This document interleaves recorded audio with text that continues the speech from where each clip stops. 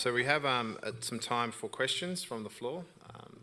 I think our online guests may not be able to answer them, but we have William and John to ask questions for.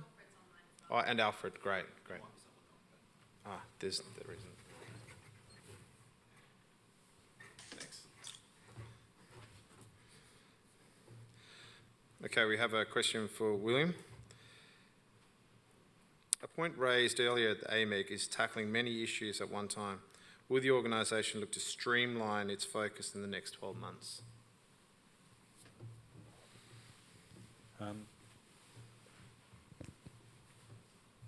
Okay.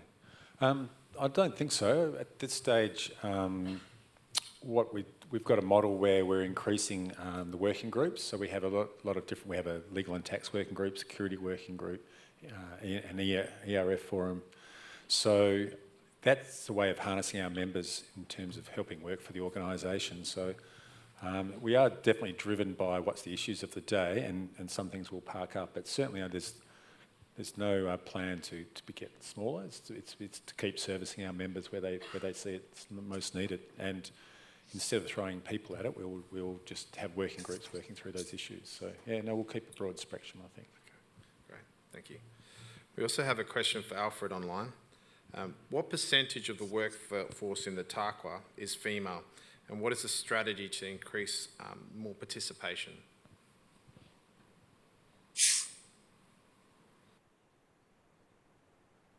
A question.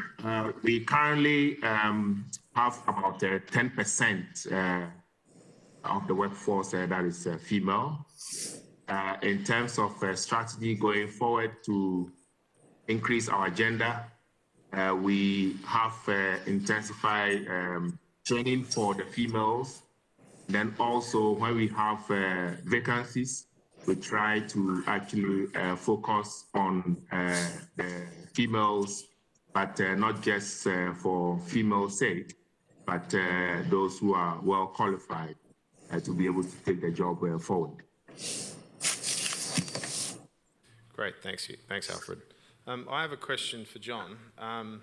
With the electrification of the transportation globally, how do you feel? What's your view on the importance of uranium in playing that part?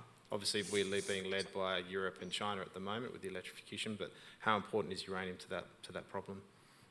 Well, firstly, electrification for transport is going to be a huge sort of requirement for grid power to be able to sustain that. And when you realise how much fuel is consumed and turn that into equivalent electricity, and you need a lot of charging power, which will be beyond the capacity of renewables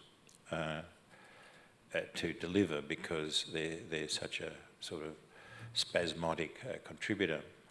There is no doubt that nuclear can provide zero emission sustainably at big sort of parcels of electricity, and it's proven to be so.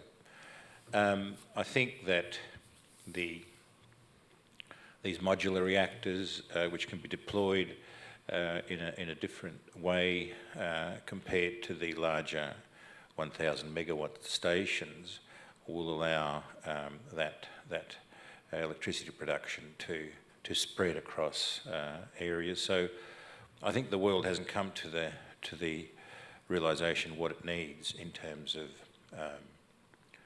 that extra need of electricity. So you've got the developed countries that are needing more and more electricity, because electricity is invading every use, overtaking all other types of energy use. And then you've got the countries that are poor in electricity, including China, that not only have to grow to their normal needs, but with electrification have to even supply more. So I think it's good for all energy producing technologies, and particularly those that can deliver sustainably and cleanly. Thanks. The last question for Alfred is, how easy is it for Africans to become expats in their own continent? That's a good question. It's a bit of a challenge, especially when you move from one country to the other on the same continent. Because of the localization that we have across the continent, that makes it challenging. What is helping though is that we've got the African Trade Union now that is based in Ghana as a head office. And that seemed to be helping because there is the talk that we should be able to actually collaborate and work together. And therefore, if people are within the same continent and they are qualified to be given the opportunity to also showcase their talent and then also transfer talent to within the continent as well, rather than losing these talents outside the continent.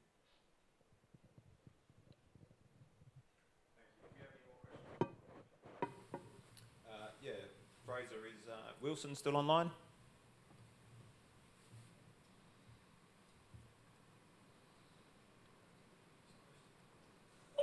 I am, yes, sorry. Oh, thanks for your presentation, Wilson. I was just wondering, in terms of the younger generation of skills coming through, how are you finding that situation and the access to talent? Access to talent is always a little bit of a challenge, but I think with you know, with the younger generation in particular, we're not finding it too difficult. We keep tabs, I guess, through LinkedIn is absolutely brilliant. I'm a convert to LinkedIn over the last 18 months, and I try to keep a relatively high profile for the company more than for myself. But I do get probably on average 3 or 4 contacts every week from young geologists from South America, from African countries predominantly. But we have a policy within the company. We have our technical director, Dr. Sandy Archibald, keeps tabs with most of the UK and Irish university geological societies. So we have a constant feed of those groups of CVs. Not so much from Canada, bizarrely, or Australia, but I guess your graduates are going local. You know, for us, we do tend to get a lot of very high quality graduates and people with experience as well. You know, we've built up a very good bank of CVs, and we have 2 extremely good local associates within 2 of the African economic areas.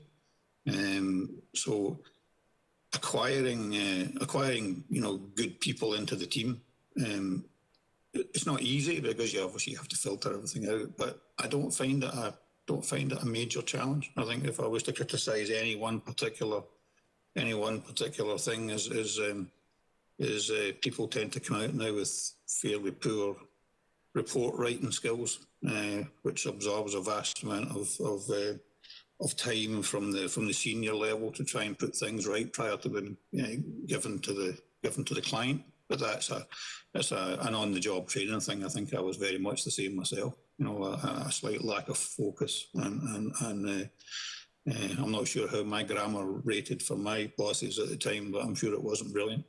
But no, we don't have any great difficulty in sourcing either particularly qualified people or graduates in general. But I think when you get into some of the more specific exploration models, depending on where you are, it can be difficult. But you know, LinkedIn makes things quite easy because people have. Younger graduates especially are very proactive, and I find South American and African continent-based geos very proactive and looking for work as well, putting their skill sets up and sending me CVs. Thanks, Wilson. Thank you. Before we move on to the Meet the Ambassadors panel session, just want to thank John, Will, Alfred and Wilson for their presentations today. Thank you very much.